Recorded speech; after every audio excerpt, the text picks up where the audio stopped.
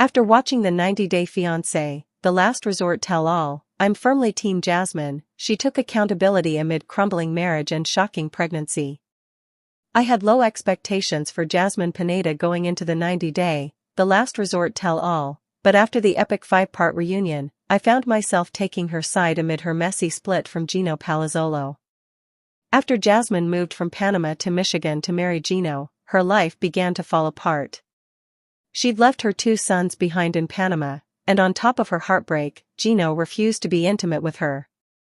While Jasmine longed for a physical connection, Gino insisted he couldn't get over the way Jasmine treated him, leaving them trapped in a hopeless spiral. Suspicions arose early in 90-Day, The Last Resort Season 2 when Jasmine started mentioning her friend, Matt Branasterianu. She ultimately asked Gino for an open marriage, and it was unsurprising when she suggested Matt as her partner. The whole scheme felt orchestrated as a way for Jasmine to be with Matt, which was seemingly confirmed when, as the season was still airing, Jasmine announced she was pregnant with Matt's baby. Going into the tell-all, I wondered how Jasmine could defend herself. However, her explanation made complete sense, and it left me rooting for her. Jasmine admitted having an open marriage was the biggest mistake ever. During the 90-Day, The Last Resort Tell-All, Jasmine won me over when she tearfully acknowledged she never should have asked for an open marriage. She wished she had left her marriage earlier instead of trying to fix something that was already irreparably broken. Through tears, Jasmine explained, "Therapy cannot fix everything, and my marriage was done." Jasmine owned up to her mistakes, admitting she wasn't a perfect wife. And unlike Gino, she refused to blame the last resort therapists for steering her in the direction of an open marriage. While Reba Thomas had encouraged Jasmine by sharing her own experience with polyamory, they both agreed that it can only be successful in a healthy relationship. Jasmine took full accountability for the choices she made, and her emotional state made it clear that her push for an open marriage was a last-ditch effort to salvage her relationship with Gino. Jasmine isn't jumping into a relationship with Matt. When Jasmine announced her pregnancy with Matt, I assumed she had left Gino for him. However, Jasmine clarified that she and Gino broke up immediately after filming The Last Resort, and she didn't get pregnant until months later. At that point, she no longer had any responsibility to Gino, and she had every right to move on with somebody else. Surprisingly, Jasmine and Matt are not in an official relationship despite her impending divorce and a baby on the way. While Matt confessed his love for Jasmine, she was unsure about her feelings, claiming that after her experience with Gino, she didn't even know what love is anymore. She seemed afraid to enter another serious relationship, even with the father of her child. My heart broke for Jasmine, who was devastated by the way her attempt to save her marriage had failed so disastrously. Jasmine still has feelings for Gino. The most convincing part of Jasmine's tell-all appearance was the respect she maintained for Gino. While Gino hurled insults at both Jasmine and Matt, she said she could never hate somebody she'd once loved so much. I appreciated that she wasn't trying to rewrite history and erase what they'd once had. Jasmine even said in tears that she wished Gino were the father of her baby. This proved to me she never intended for her open marriage to end the way it did. Jasmine and Gino's marriage may have been over long before 90-Day, The Last Resort, but it was clear to me that she wanted more than anything to fix things, and the open marriage suggestion was her last desperate attempt. 6 casting opportunities one think the 90-Day Fiancé franchise is missing, and mistakes it's making.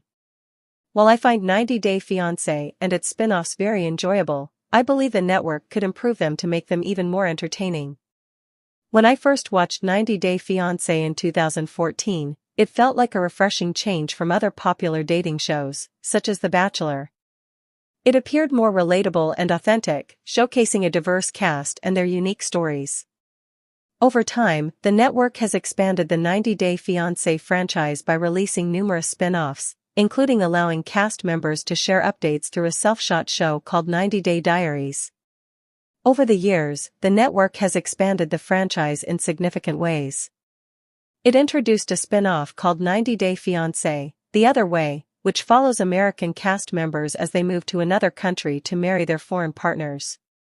The network also created spin-offs, including 90-Day Fiancé, Before the 90 Days and 90-Day Fiancé, Happily Ever After, which feature cast members and their journeys before the K-1 visa process and after the marriage, respectively. The network also released controversial shows, such as 90 Day, The Last Resort and 90 Day, The Single Life, increasing the drama. 90 Day Fiancé should cast more LGBTQ+ couples. One possible way for the network to improve the franchise is by casting a more diverse group of individuals. I'm not suggesting the network should bring in individuals like Josh Sider, who is known for fabricating stories for attention.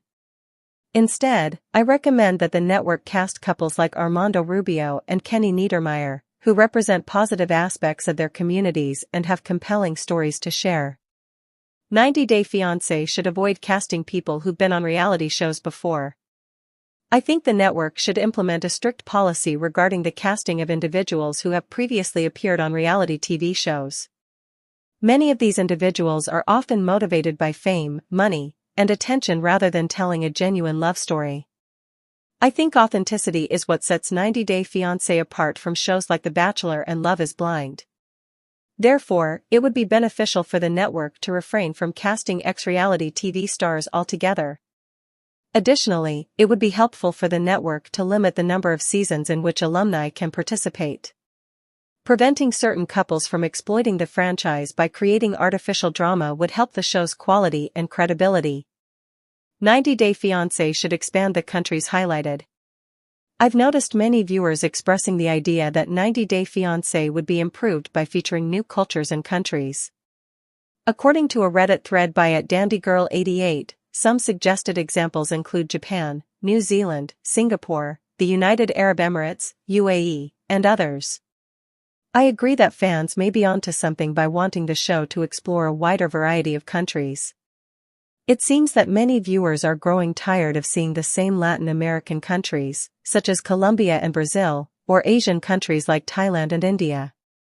Instead, they are looking for something more refreshing. I believe that shows like 90 Day Fiancé, The Other Way could greatly benefit from offering a greater diversity of cultures than what is currently being shown. 90 Day Fiancé shouldn't cast any more thruples. I also think the producers have made a mistake by including thruples for the sake of diversity. I feel the producers may have overlooked the fact that most couples in the world identify as monogamous. Viewers want to watch content they can relate to. Unfortunately, a storyline involving a throuple might not be as relatable to the audience. For instance, the complex throuple storyline in 90 Day Fiancé Season 11 has caused some fans to stop watching the show. I believe the network is at risk of losing a portion of its audience if it continues to feature such individuals in the future. 90 Day Fiancé should change casting for the male Muslim-female American dynamic. I believe it's time for producers to change the way they cast certain couples. They should strive to find unique combinations to keep the show fresh and entertaining. One suggestion is to cast a male American Muslim and an Asian female, although this may be challenging. This dynamic hasn't been explored much on the show before and could bring a new perspective. Another idea is to cast a wealthy foreigner marrying an American who is struggling financially. I truly believe that the network would benefit from experimenting with new ideas instead of relying on typical 90 Day Fiancé stereotypes. I believe that most viewers would agree that the United States is more than just Los Angeles, San Diego, Las Vegas, and Florida. Surprisingly, the producers have chosen to cast so many cast members from these 4 regions. Rob Warren, Shakina Garner, Sarper Guven, Jasmine Pineda, Yara Zaya, Loren Brovarnik, Elizabeth Pothast, and dozens of recurring cast members are from these 4 regions. Meanwhile, very few belong to other areas. I think the 90 Day Fiancé franchise would greatly benefit from featuring individuals from all across the United States rather than focusing on just a few regions. 90 Day Fiancé's Stevie Nicole finally reveals real reason kids are not on the show amid speculation. Stevie Nicole from 90 Day Fiancé answered questions fans have had about her kids. The 37-year-old artist from Hattiesburg, Mississippi, met Mahdi online while teaching him English. Mahdi moved from Tehran, Iran, to the US on a K-1 visa to be with her. However, Stevie's unconventional lifestyle has been a shock to him. From the content of her paintings to rumors about her sexual orientation, Mahdi suspects Stevie might be bisexual. While their relationship has raised eyebrows during 90 Day Fiancé Season 11, many viewers have been focused on the mystery surrounding the two children Stevie mentioned in her intro. Stevie used Instagram to answer a few questions about why fans don't get to see her children on TV, along with details about who they are. Stevie added that, unlike the fans who think her children are 5 and 6 years old, her kids are grown and she had them very young. While Stevie did not share their exact ages, she mentioned they're much older than 5 and 6. She chose not to put her kids on TV as she thought it was right decision for them. Stevie has also seen fans talk about how her children don't have their own rooms at her house. While Stevie lives in a 3-bedroom house, she thought it was weird to give the cameras a tour of her kids' rooms if they were not a part of the show. Stevie's daughter doesn't watch 90 Day Fiancé because she sees her mother every day. Meanwhile, her son couldn't care less about reality TV since he works outside all day with horses as a farmhand. Stevie's kids also like Maddie because they want what's best for their mother. What Stevie's reluctance to put her children on 90 Day Fiancé means. In the 90 Day Fiancé Season 11 premiere, Stevie mentioned she had 2 children while explaining that painting alone didn't pay the bills, which led her to teach English online as well. However, once Maddie moved into her home, her kids were noticeably absent. Considering Maddie was going to be living with them, fans were quick to question why no introduction between Maddie and the children was shown on screen. While Maddie was seen meeting Stevie's friends and other family members, her son and daughter never appeared, leaving viewers curious about their whereabouts and role in her life. However, Stevie now saying that her kids are old enough to have their own lives suggests they may not be interested in being part of her 90 Day Fiancé storyline. While they reportedly get along with Maddie, who sent them gifts before meeting them in person, they may prefer to keep their opinions about their potential stepfather off camera. It also seems Stevie has chosen to keep them out of the public eye, taking a similar approach to co-star Tiger Lily Taylor, who also kept her sons away from the spotlight during Before the 90 Days Season 7. Our take on Stevie refusing to introduce her kids on 90 Day Fiancé. Stevie has spoken out against 90 Day Fiancé viewers who criticize cast members, whether they include their kids on camera or not. She pointed out the double standard, noting that while some are judged for featuring their children, she's judged for keeping hers off-screen. Stevie has made it clear that she wants fans to focus on her storyline and leave her son and daughter out of it. Since her kids support her relationship with Maddie, their presence isn't essential to the plot. Ultimately, Stevie says she's simply protecting their identities from unwanted attention and harsh online commentary.